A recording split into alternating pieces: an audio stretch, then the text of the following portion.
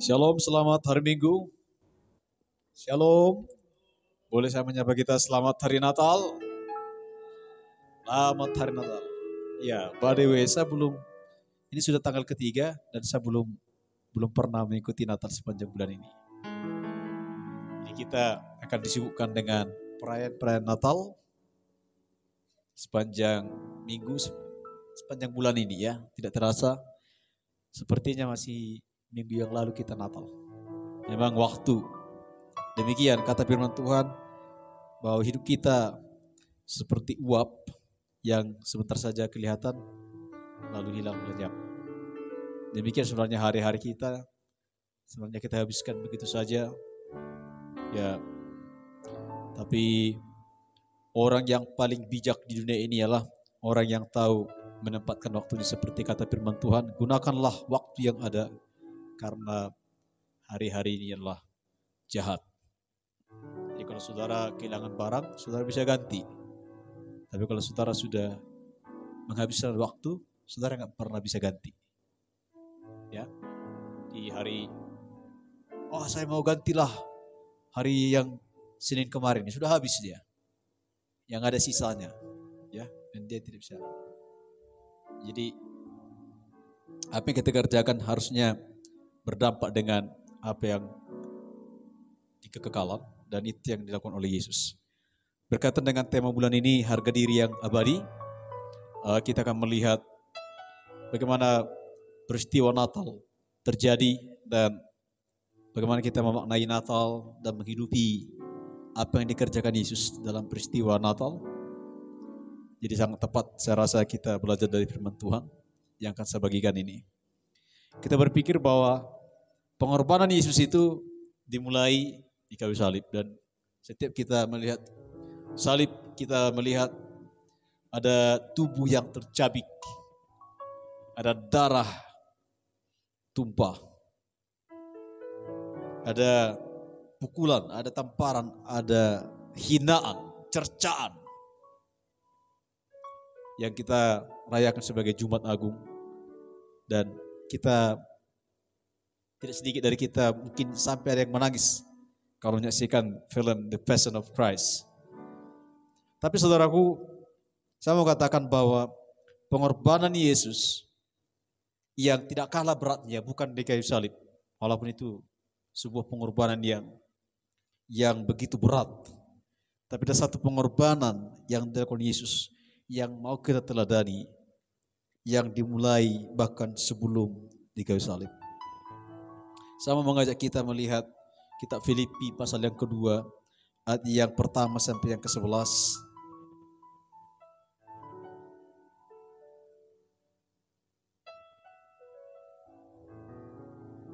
Filipi pasal yang kedua, ayat pertama sampai 11. Saya rindu saudara dan saya kompak membaca bersama-sama. Yang sudah ketemu katakan amin. Haleluya. Kita baca, pastikan saudara ikut membaca firman Tuhan ini. Pasal 2 Filipi ayat pertama sampai 11, 2-3 ya. Jadi karena dalam Kristus ada nasihat, ada persekutuan roh, ada kasih mesra dan belas kasihan. Karena itu sempurnakanlah sukacitaku dengan ini.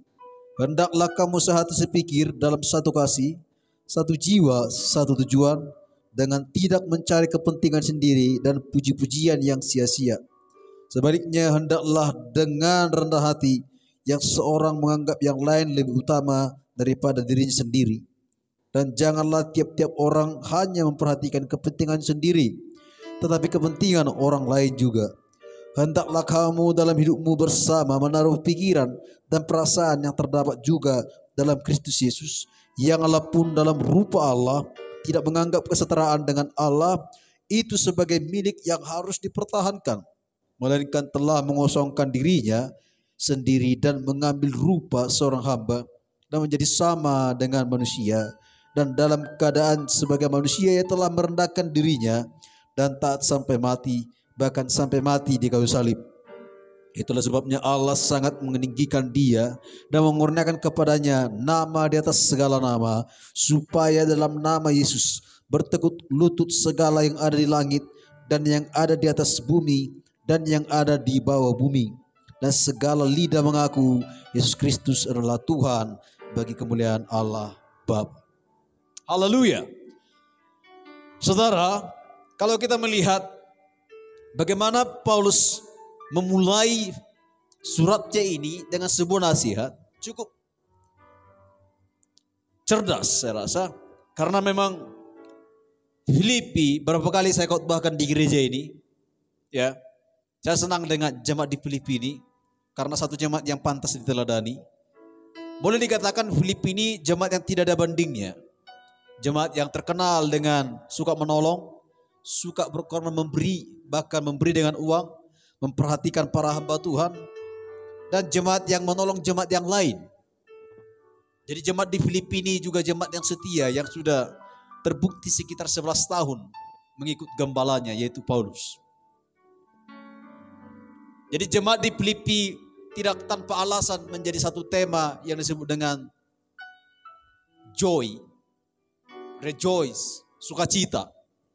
Karena buah pelayanan ini membuat Paulus hamba Tuhan itu menjadi hamba Tuhan yang bersukacita. Tapi ada satu yang kurang, yang bagi Paulus tidak kalah penting harus diselesaikan. Itu sebab dikatakan di ayat yang kedua, karena itu sempurnakanlah sukacitaku. Paulus berkata, aku sudah bersukacita. Saya bangga kepadamu. Saya bangga menceritakan tentang imanmu. Saya bersukacita, tapi sempurnakanlah. Artinya ada yang kurang dari sukacita Paulus. Paulus tidak berkata, sempurnakanlah sukacitaku dengan beri aku banyak uang. Paulus tidak berkata, sempurnakanlah sukacitaku dengan beli aku mobil sebagai hamba Tuhan. Beri aku rumah. Beri aku kiriman, aku di penjara. Paulus, walaupun itu kebutuhan Paulus, tapi Paulus tidak berkata, sempurnakanlah sukacitaku dengan itu. Tapi yang Paulus katakan, sempurnakanlah sukacitaku dengan engkau sehati sepikir, satu kasih dan satu jiwa, dan satu tujuan. Karena Paulus tahu tidak ada yang lebih penting, tidak ada yang lebih berharga, tidak ada yang lebih mahal, tidak ada kekuatan yang lebih besar selain daripada satu hati, satu jiwa, dan satu tujuan. Katakan amin. Itulah yang paling utama dalam rumah tangga. Itulah yang paling utama dalam sebuah perusahaan. Dan itulah yang lebih utama dalam sebuah pelayanan. Jika kita bisa sehati, sejiwa, satu kasih, dan satu tujuan. Jika kita sudah meleset dari sana, maka sebenarnya kita hanya menunggu waktu. Ada kemungkinan malapetaka, masalah di masalah akan terjadi. Dan iblis akan bekerja. Iblis mungkin tidak akan terusik ketika jemaat mulai ketika iblis melihat jemaat rajin beribadah, dia sedikit terusik. Ketika saudara mulai mengikut Tuhan, dia mulai terancam. Tapi ketika saudara sudah mulai berselisih, tidak lagi satu hati, tidak lagi satu jiwa, satu tujuan, maka itu saatnya iblis bisa berpesta ria. Karena mereka akan melihat kita tinggal tunggu, mereka akan hancur. Paulus sebelum menegur ada dua wanita yang berselisih, dan perselisihan ini semakin merembak kepada jemaat, yaitu Sintike dan Eunike. Mereka ini ibu-ibu, emak-emak, nande-nande di jemaat, mulai berantem,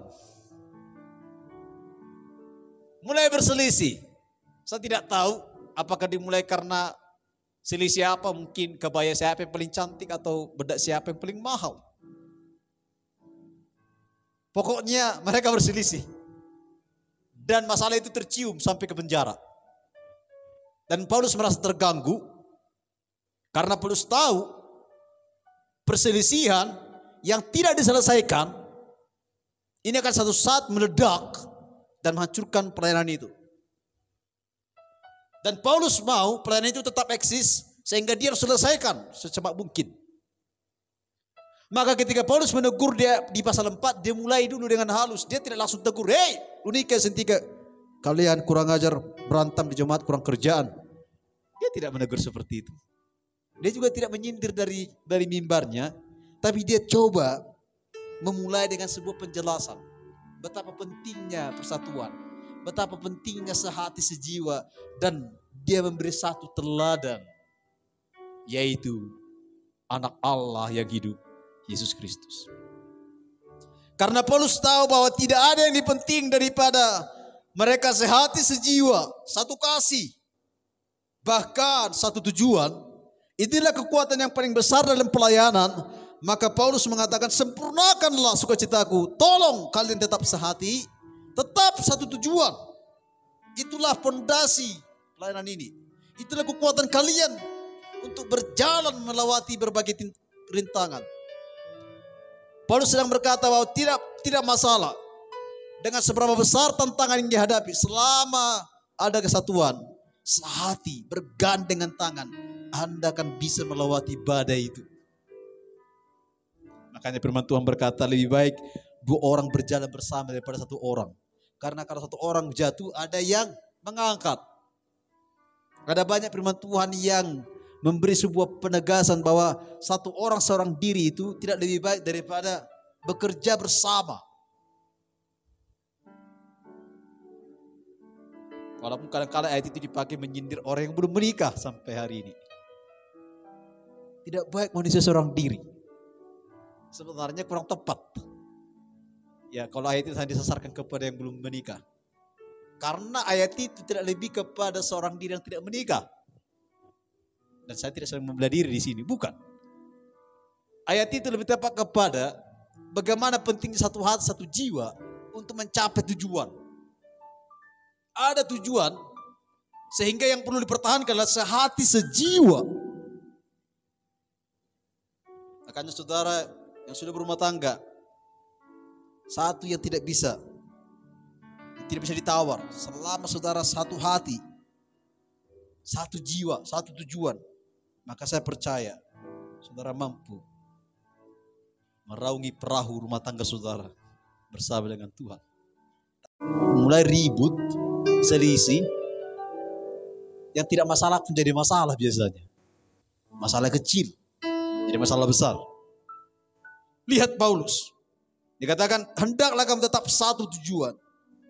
Bagaimana masalahnya? Ialah ketika kita membuat sebuah program, ketika membuat satu proyek, ketika kita ingin bekerja, memang yang paling sulit itu bagaimana bersatu dan mengerjakan bersama. Dan ternyata sejak gereja awal ada, itu masalah klasik. Jadi kalau saudara ketemu dengan satu jemaat, tiba-tiba ketemu di satu gereja, kenapa Bapak di sini? Dulu Bapak di sana sini. Itulah udah gak enak sama pendetanya. Itulah udah gak enak sama jemaat di situ. Ada perselisihan. Jangan saudara pikir itu masalah baru. Sejak jemaat gereja dimulai sudah ada perselisihan itu. Gak enakan satu orang satu sama lain. Tapi itu harus diselesaikan. Nah, bagaimana saudaraku itu bisa diselesaikan? Dan kenapa itu penting? Karena tidak mungkin mereka akan dipakai Tuhan dan tidak mungkin gereja itu bisa eksis, pelayanan itu bisa berjalan jika mereka tidak lagi satu hati, satu jiwa, dan satu tujuan. Bagaimana mencapai itu? Maka Paulus berkata, lihatlah kepada Yesus.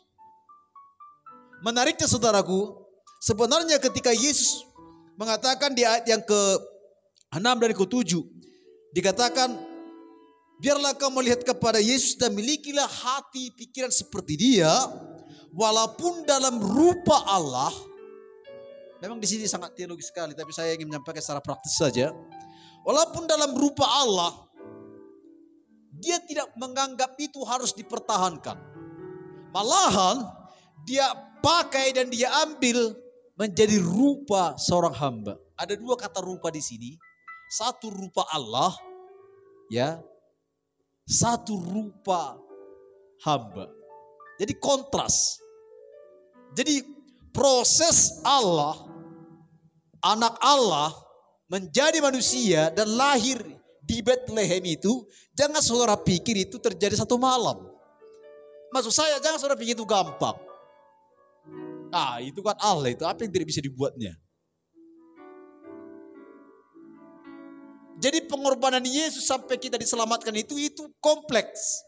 Itu bukan hanya di kayu salib. Ada satu proses yang berat Di mana anak Allah harus melepaskan jubah kerajaan, jubah anak Allah. Dia lepaskan itu dan dia tidak anggap itu menjadi satu hak yang harus dipertahankan. Malah dia ambil satu jubah seorang hamba yang hina supaya demi kita diselamatkan. Jadi Natal itu sebuah pengorbanan. Natal identik sebuah pengorbanan. Di mana anak Allah mengorbankan dirinya. Jadi kalau tidak ada pengorbanan, tidak ada Natal. Tidak ada kematian. Tidak ada keselamatan. Jadi kalau saudara dan saya tidak belajar mengorbankan diri, harga diri, mengalah, saudara dan saya keterlaluan. Saudara mau enaknya saja. Yesus mengorbankan dirinya dengan melepaskan jubah anak Allah, yaitu serupa dengan Allah, itu dikosongkan dirinya, bukan hanya menjadi manusia tapi menjadi hamba, berkorban.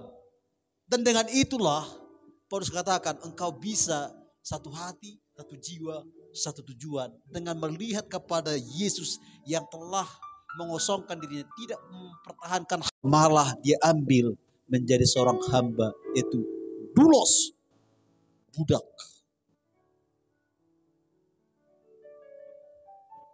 Saya katakan tadi, saudaraku, kata hamba itu sangat, kalau saudara hitung di Perjanjian Baru, kata itu yang paling banyak salah satunya. Hamba, seorang hamba, ilustrasi yang digunakan Yesus juga hamba. Memang, kenapa kata itu terkenal? Salah satunya ialah karena pada zaman, bahkan sebelum di zaman Yesus itu, perbudakan itu sudah ada sejak bahkan di tanah Mesir. Sekarang sajanya tidak ada perbudakan. Saya tidak tahu di negara lain. Tapi menurut sejarawan, salah satu yang mempengaruhi kenapa tidak ada lagi perbudakan sampai hari ini, itu karena kekristenan. Jadi kalau tidak ada Kristen yang bertahan, mungkin saja Bapak Ibu, jangan kaget kalau di tanah Karo ini masih ada orang menjual manusia. Bagi saudara pejak singa, saudara bukan tawar, mohon maaf, bukan anjing saudara tawar, manusia. Marga apa ini? Oh, marga perangin-angin. Berapa ini? Jadi tergantung berapa lama ini sudah kami latih jadi budak gitu dia. Tapi agak apa di badannya agak berat, ya bisa. Kuat makan gak ini? Kuat makan tapi kuat kerja. Oh, oke, berapa ini? Ya 2 juta lah. Ya murah kali 2 juta. Itu tidak heran saudara. Kalau tidak ada kekristenan yang menghancurkan perbudakan di abad ketiga, akan ada perbudakan sampai hari ini. Akan ada jual-jual mereka ginting, mereka tarigan, mereka apa lagi. Sorry ya, saya mereka perangin kalau karo, kalau saya buat aja mereka saya. Mereka nenggolan dijual di sana sini. Beli. Ya udahlah ini. Berapa ini Pak? Oke lah Pak, ini 10 juta tapi saya kasih bonusnya itu tuh. Kenapa bonus ini baru, anak masih baru dilatih. Nanti kalau sudah terlatih, kau bisa jual juga dia.